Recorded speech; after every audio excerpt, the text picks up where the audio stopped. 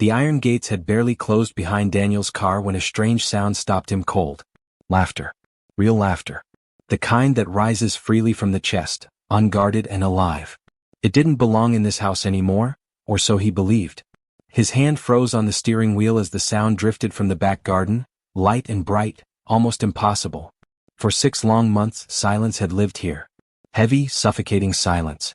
Yet now, laughter spilled through the open air like it had never left.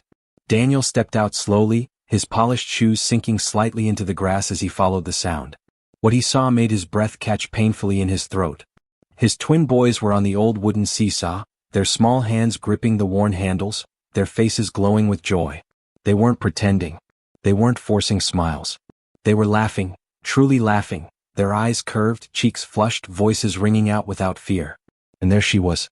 The nanny stood between them, steadying the plank with gentle strength. Her movements were calm, deliberate, protective. She wasn't entertaining them for appearance's sake. She was present, fully. Every rise and fall of the seesaw was guided with care, as if she understood the fragile balance inside their little hearts.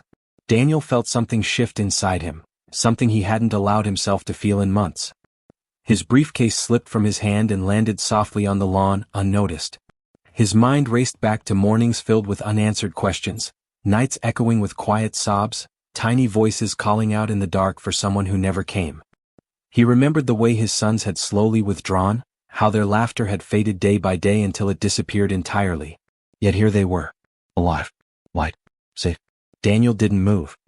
He was afraid that if he breathed too loudly, the moment would vanish. He had hired many people since his world fell apart, qualified, experienced, confident, but none had brought this house back to life. And now, without planning it, without paying for it, something miraculous was unfolding right before his eyes. For the first time in months, Daniel felt hope rise quietly in his chest, and with it, a question that shook him even more than the sight itself.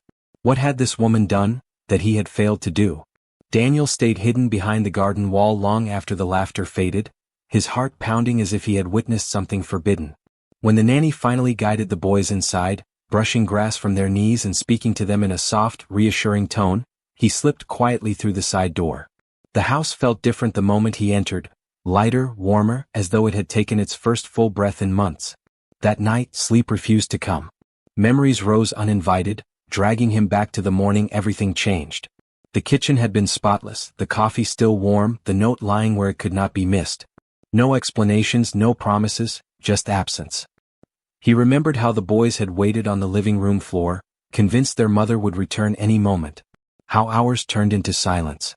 How hope slowly dissolved into confusion and fear. Daniel had tried to be strong. He had buried himself in work, convinced that providing stability meant protecting them. But stability without presence was empty. Every time his sons curled together in the dark, he felt the distance he had unknowingly built between them grow wider. The first nanny had lasted 3 days. The second barely 2. Each one arrived confident and left defeated, shaken by the twins' silence and refusal to connect. Daniel blamed himself, yet told no one. He kept searching for solutions instead of facing the truth. And then came her. She hadn't impressed him at first. No long list of achievements. No rehearsed confidence. Just quiet attentiveness and patience. She didn't force affection or demand smiles. She simply stayed. When the boys cried at night, she sat beside them without words. When they refused food, she didn't push. She waited. She listened. That night, as Daniel stood in the dark hallway, he heard something that made his chest ache. A gentle voice telling a story from the floor beside the twins' bed. Not grand. Not dramatic. Just steady and warm. The boys weren't speaking yet, but they weren't trembling either. In that moment, Daniel realized something unsettling and humbling. Healing had begun without him noticing. And for the first time since his world broke apart, he wondered whether the greatest gift his sons needed was not protection, but presence. The next morning, Daniel did something he had not done in months. He stayed. No rushed breakfast. No phone pressed to his ear. He sat at the long dining table with his sons, watching as they slowly ate the food placed before them. The nanny moved quietly nearby, never interrupting, never commanding. She let the boys lead. When Ethan dropped his spoon, she didn't scold, she smiled and picked it up. When Lucas hesitated before taking a bite, she waited, counting silently, trusting him to decide. Daniel noticed everything. The way the boys leaned slightly toward her when they felt unsure. the way their shoulders relaxed when she spoke. These were not tricks learned from books. This was understanding born from patience. Later that day, Daniel finally spoke to her. Not as an employer issuing instructions but as a man searching for answers. He asked what she had done to make the boys laugh again. She paused before replying, as if choosing her words carefully. Then she said something simple that stayed with him long after. "I didn't try to fix them," she told him. "I just stayed with them where they were." Those words unsettled him more than any accusation could have. He realized how often he had tried to distract his children from their pain instead of acknowledging it. He had believed strength meant moving forward quickly. She had shown him that healing moves at its own pace. That afternoon, Daniel watched from a distance as the boys drew pictures on the living room floor. Their crayons scattered everywhere. Their laughter wasn't loud, but it was real. When one of them grew frustrated, she didn't rush in. She waited until he looked up, then offered help. For the first time, Daniel felt a quiet ache of regret, not sharp but deep. He had been present in the house but absent in spirit. He had been solving problems instead of listening. That evening, as the sun dipped low, Ethan tugged gently at Daniel's hand. It was the first time in weeks his son had reached out. Daniel knelt down, unsure, afraid of doing the wrong thing. Ethan simply leaned into him, resting his head against Daniel's chest. In that small, wordless moment, Daniel understood something life-changing. Love had never left this house. It had just been waiting for him to slow down enough to feel it. That evening, the house settled into a quiet Daniel had never known before. Not the heavy silence that once pressed against the walls, but a gentle calm that wrapped itself around every room. The twins slept without tears, their hands no longer clenched in fear. Daniel stood in the doorway longer than necessary, watching their steady breathing, wondering how such a small shift had created such peace. Later, he found the nanny in the kitchen, rinsing cups with unhurried movements. The overhead light reflected softly off the counter, and for a moment, Daniel simply watched. He realized he had never truly seen her before, not beyond a name on a contract. He asked her how she had learned to understand children so deeply. She didn't answer right away. Instead, she dried her hands and looked out the window, where the last traces of sunlight faded into evening. When she finally spoke, her voice was calm, but the weight of lived experience rested within it. She told him she had once cared for someone she loved very much during a long season of uncertainty. She had learned then that fear grows louder when it isn't acknowledged, and softer when someone stays beside it. Daniel listened without interrupting. He had spent years leading meetings, controlling conversations, guiding outcomes. Now he simply listened. He realized how rarely he had allowed space for stories that didn't serve a purpose beyond understanding. Over the next days he noticed subtle changes. The boys began to speak again, first in whispers, then in full sentences. They started asking questions about everyday things. They ran instead of walked. They argued, laughed, and grew tired like children should. The house, once echoing with emptiness, filled with life again. Daniel's work calls went unanswered longer. His meetings shortened. He found himself choosing bedtime stories over late-night emails. Each night, he sat beside his sons as they drifted into sleep, learning to be still, learning to stay. One night, Lucas asked a question that made Daniel's chest tighten. "Are you going to leave too?"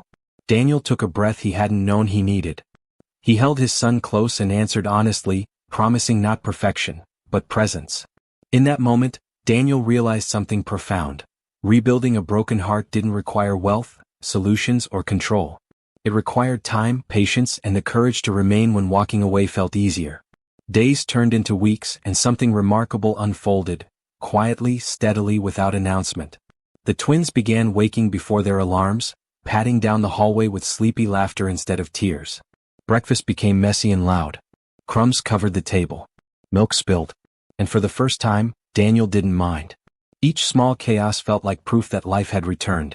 One afternoon, Daniel came home early again, not out of obligation but choice. He found the boys in the living room building a tower from wooden blocks, the nanny seated nearby, watching but not directing. When the tower collapsed, the boys froze, waiting. Daniel felt his instinct rise to intervene, to fix, to rebuild quickly. But before he could move, she spoke gently, encouraging them to try again. And they did. Together. That simple moment changed Daniel more than any success he had achieved outside those walls. He understood then that resilience wasn't taught through lectures or protection from failure. It was learned through safe space, patience, and trust. Later that evening, Daniel asked the nanny why she had stayed when others left. Her answer was quiet but powerful. She said some hearts don't need rescuing, they need time. She had seen the boys not as difficult but as grieving. And grief, she explained, cannot be rushed.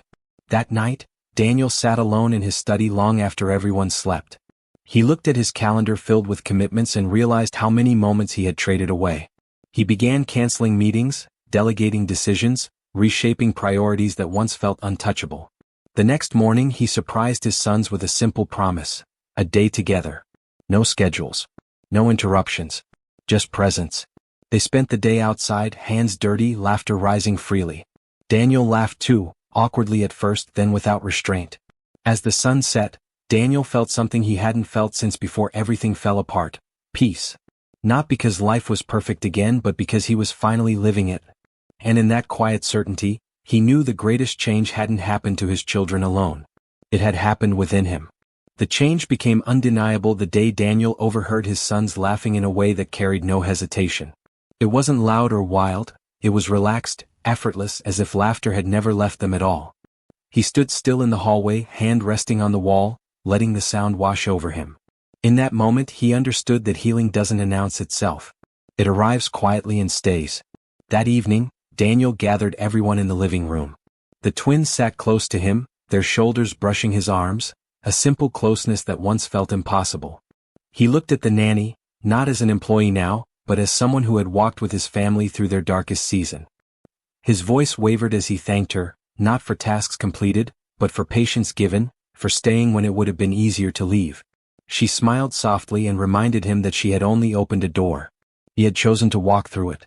Later that night, after the boys had fallen asleep, Daniel sat beside their beds and reflected on the man he used to be, the one who believed success could protect him from pain. He saw now how wrong he had been. Strength wasn't found in control. It was found in vulnerability, in slowing down, in showing up every day even when the answers weren't clear. Months later, the house still echoed with laughter. Not because the past had been erased, but because it had been faced, with honesty, patience, and love. Daniel learned that even the deepest wounds can soften when met with presence. And the twins learned something even more powerful: they were never alone. The unexpected return home had revealed a truth Daniel would carry forever. Sometimes the greatest transformations happen not through grand actions, but through quiet moments of care that rebuild hearts, one day at a time. The realization didn't arrive all at once. It unfolded in moments Daniel had once overlooked. The way his sons now ran toward him instead of past him, the way their questions returned, curious and fearless. One evening, as rain tapped softly against the windows, the twins asked him to tell a story. Not a book. Not a fairy tale. A story about them. Daniel hesitated, then spoke from the heart. He told them how brave they were, how they had endured confusion and loss without knowing why, how they had held on to each other when the world felt uncertain. Their eyes never left his face. As he spoke, Daniel understood the final truth of his journey. Wealth had never been his greatest gift to them. Time was. Presence was. The courage to sit with pain instead of escaping it was. The nanny listened quietly from the doorway. When the story ended and the boys drifted to sleep, Daniel thanked her one last time, not with promises or rewards, but with gratitude that carried weight. She nodded gently, reminding him that families don't heal because someone arrives to save them. They heal when someone chooses to stay. Months later, the mansion no longer felt like a monument to success. It felt like a home. The walls held echoes of laughter, arguments, forgiveness, and growth. Daniel still worked hard, but never at the cost of disappearing. He had learned that life's most important moments don't wait for convenient timing. And whenever Daniel thought back to the day he returned home unexpectedly, he no longer remembered shock first. He remembered awakening. Because what he witnessed that day didn't just restore his children, it transformed him. Sometimes the greatest surprise isn't what we see when we arrive unannounced. It's who we become when we finally stay.